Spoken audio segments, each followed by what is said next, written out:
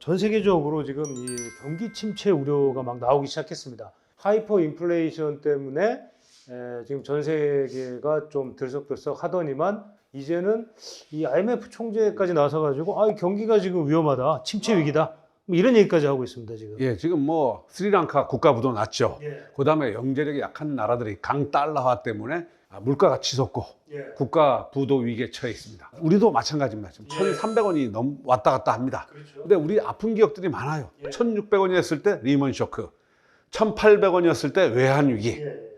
이게 다시 또 외환 위기 오는 게 물론 뭐 우리 경제 체력이 그렇지는 않지만 달러가 치솟으면 과거의 기억이 납니다. 한국 부동산 거품 폭발 직전 집값 40% 떨어집니다. 뭐 어디서 많이 듣던 얘기죠. 근데 우리 과거에 집값 떨어진 거 기억나시죠? 언제 떨어졌습니까? 외환위기, 리먼 쇼크, 그 다음에 90년대 초반. 대표적인 거죠. 동남아 외환위기가 벌어졌어요. 근데 한국에서도 문제가 많았어요. 경상수기 적자가 많았고 외국인 자금이 유출됐어요. 그 다음에 증시가 폭락하고 다시 또 환율이 치솟고 국가신용 등급이 하향 조정되면서 국내 금리가 급등했습니다. 우리 처음에서 나라 망했다고 그랬어요. 그래서 금모으기 하고 난리 쳤어요. 97년 11월 IMF에 구제금융을 신청했는데 그러면서 전에 주택가격이 어떻게 했냐. 98년 1, 4월에 서울의 아파트가 마이너스 7.7% 떨어졌어요. 근데 1차 가격 조정이라고 해요, 그걸. 97년 2월서부터 98년 11월 사이에 무슨 일이 일어났느냐. 22개월 동안 조정이 됐는데 이 기간 동안에 아파트 가격이 등락분 절대치 기준으로 한 30% 정도 떨어진 거예요. 물론 아파트 단지에 따라서 40% 떨어진 데도 있고 10% 떨어진 데도 있겠지만요. 이 당시의 금리 동향을 보면 그 전에 90년대 한 10%대였어요. 그러다가 97년 12월에 24%까지 치솟았어요. 물론 이제 여러 가지 위기가 있었지만 그 중에서 중요한 게 IMF가 환율 안정을 위해서 고금리 정책을 요구한 측면도 있었어요. 그러다가 외환위기를 극복하면서 저금리 시대가 찾아와서 8%. 어떻게 보면 부동산 가격이 폭락했다가 다시 반등하는 결정적 계기를 금리가 또 마련해 줬을 수도 있어요. 그 전에 보면 우리의 금리가 한 10%쯤이었고 지금과 똑같은 오일 쇼크로 유가 위기가 났을 때 그때는 금리가 20%가 넘었어요. 그러다가 80년대 후반에 한 10% 전으로 오다가 외환위기가 터지면서 이렇게까지 올라갔다가 안정이 됐어요. 우리 지금 와서 보면 엄청난 위기였던 것 같지만 98년에 외환위기로 인해서 GDP 성장률이 마이너스 5.8%. 예. 그 다음에 설비 투자가 마이너스 38%, 건설 투자가 마이너스 10%였어요. 그런데 99년 상반기로 가면 GDP가 플러스 7.3%, 설비 투자 24.8% 오히려 늘어나요. 이건 뭐냐면 당시에 외환위기라는 게 아시아와 한국의 위기였어요. 근데 당시 미국과 유럽은 호황이었어요. 그래서 환율이 원저가 되니까 수출 경쟁력이 살아나면서 급격히 경제가 회복이 됐어요. 이것만 보면 우리 뭐 위기가 온다고 해도 그렇게 걱정할 필요가 있나요? 그러니까 위기가 중요한 건 위기가 왔을 때 위기를 극복할 수 있느냐 없느냐예요. 근데 IMF 외환위기는 충격이 굉장히 컸어요. 그래서 집값도 30-40% 떨어졌어요. 근데 그거를 1년 만에 극복했어요. 그리고 오히려 경제 구조조정을 통해서 경제가 더 잘 나갔어요. 그러면 99년 11월에서 2001년 2월 사이에 보면 경기가 너무 안 좋다 보니까 집값도 30-40% 폭락하면 어떻게 됩니까? 정부는 집값을 올려야 돼요. 경기 부양책을 내놓아요. 건설산업 활성화 방안, 주택경기 활성화 대책, 주택경기 활성화 자금 지원 방안 거의 뭐 한두 달에 한 번씩 계속 나왔어요. 그러면서 집값이 올라갈 수 있는 근거를 경기가 회복됐다. IMF 외환위기를 극복했죠. 두 번째, 금리가 떨어졌다. 그 다음에 주택경기 회복 활성화 대책이 나오면서 효과를 발휘하면서 집값이 V자 반등을 했어요. 우리 흔히 이제 폭락하면 큰일 난다라고 하는데 폭락했지만 잘 극복했죠. 우리가 왜 그랬느냐면 이때가 폭락 시점인데 미분양 주택이 당시에 감소 추세였던 것 같아요. 그러면서 오히려 미분양이 외환위기를 거치면서 급격히 줄어들었어요.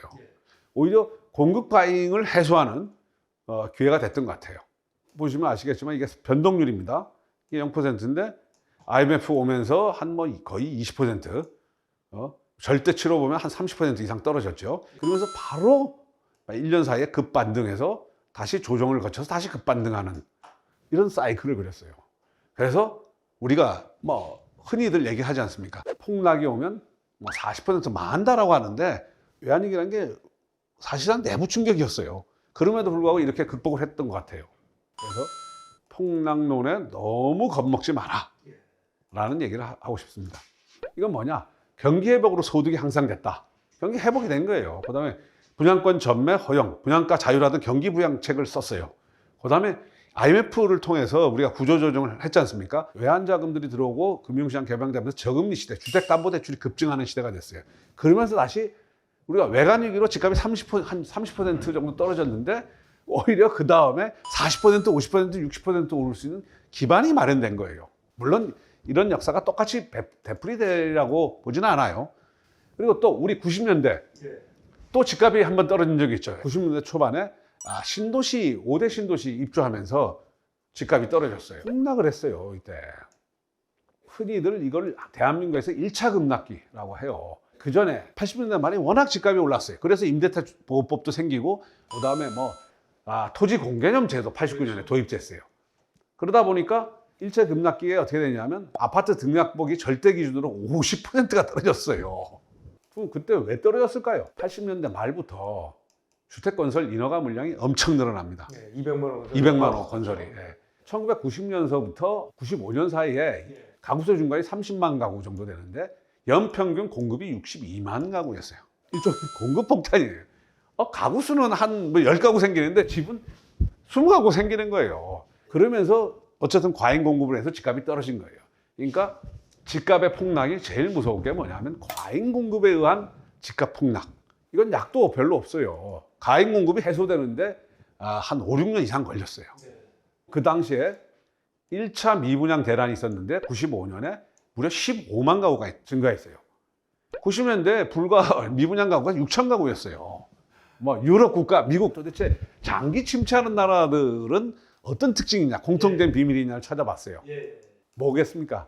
GDP였습니다. 일본이 장기 침체의 비밀은 GDP가 안 올랐어요. 역성장했다는 얘기예요. 그러면 GDP가 안 오른다는 건 경제가 죽었다는 얘기예요. 여러 이유가 있지만 전 가장 큰 이유가 결국은 경제가 뒷걸음질 쳤다. 그 다음에 이태리. 2000년도에는 집값이 이렇게 올랐어요. 이 주택 인덱스예요. 근데 2014년 이후로 거의 바닥이네요. 바닥이네요. 안 오르죠. 그래서 도대체 이태리는 무슨 비밀이 있어가지고 이게 일본식 장기 침체를 하나. 물론 고령화도 있고 여러 가지 있겠죠. 그래서 제가 또 여러 통계를 찾아봤어요. 역시 GDP였어요.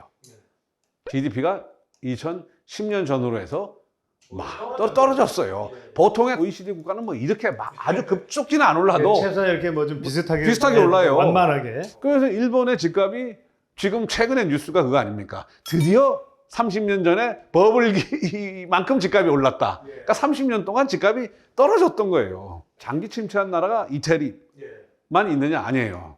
스페인. 한때 스페인 버블 취재하러 스페인까지 갔었어요. 유명했어요. 왜냐? 스페인은 독일, 영국에서 사람들이 별장형 주택 혹은 홈스테이용, 우리가 치면 에어비앤비용 주택 사서 자기 휴가 때 오고 나머지는 빌려줘요. 이때 엄청난 버블이 꼈어요. 붕괴된 이후에 집값이 계속 떨어졌어요. 지금 최근에 2, 3년간 팬데믹 버블로 집값이 올랐다고 하는데 거의 안 올랐어요. 조금 올랐어요. 그럼 도대체 스페인에는 어떤 비밀이 있느냐? 역시 스페인도 GDP가 마이너스로 간 거예요. 여기 보면 이때가 집값 폭등기, GDP가 오를 때, GDP가 떨어지면서 집값 폭락기. 지금 예를 3개를 들었어요. 원래 3개면 다 되지만 하나 더 들어드릴게요. 자, 아랍에미레이트예요. 한때 사막의 기적. 여기 석유도 많이 나고. 그래가지고 집값이 폭등. 이때 여기에 100층짜리. 진짜 폭등이네요. 그리고 이게 중요한 게 리만 쇼크 났을 때 별로 영향을 안 받았어요. 미국 집값 떨어지고 난리칠 때 오히려 폭등을 했어요. 그런데 2014년 이후에 집값이 거의 폭락했고 최근에도 팬데믹 이후에도 안 올랐어요. 신기하죠? 이 나라의 비밀은 뭘까요? 역시 GDP였어요. 이 나라는 소유 의존도가 높지 않습니까? 이 당이 저유가 시대에 영향이 컸던 것 같아요. 다른 나라는 어떠냐?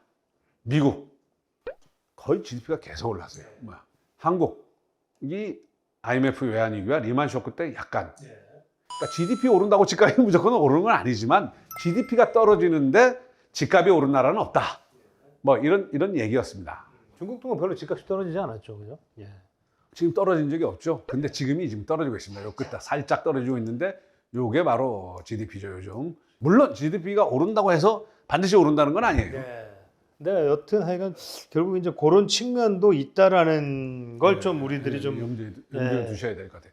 그러면 우리가 많이 40% 폭락론을 얘기하시는데 40%, 50% 저는 할 수 있다고 봅니다. 우리도 실제로 보면 90년대 초반 IMF, 리먼 쇼크 때 많이 떨어졌어요. 근데 그게 어느 정도 회복이 됐던 건 뭐냐면 경제가 회복이 된 거예요. 그러니까 경제가 회복이 되면 집값도 다시 회복이 된다. 근데 경제가 계속 망가지면 집값이 회복이 안 된다. 그리고 우리가 90년대 초반은 뭐냐? 과잉 공급에 의한 집값 폭락. 그거는 오히려 더 무서운 것 같아요. 해소되는데 상당한 시간이 필요하다. 근데 그때처럼 가구 중가가 30만 가구인데 공가 60만 가구 뭐 그럴 가능성은 드문 것 같아요. 지금 세계 경제적으로 보면 리먼 쇼크급 위기가 온다. 우리는 그동안 운이 좋았던 것 같아요. 잘 극복을 했어요. 예. 그러니까 이번에도 좀 저희가 좀 그렇게 되기를 예, 잠시 좀 충격이 오더라도 좀 빨리 회복될 수 있기를. 우리가 지금 보다시피 나라마다 경제 상황마다 또 폭락의 조건마다 또 반등도 차이가 나고 떨어지는 과정도 차이가 나는 거예요. 그런 걸 우리가 과학적으로 우리 상황을 생각을 해야 된다는 거죠. 알겠습니다.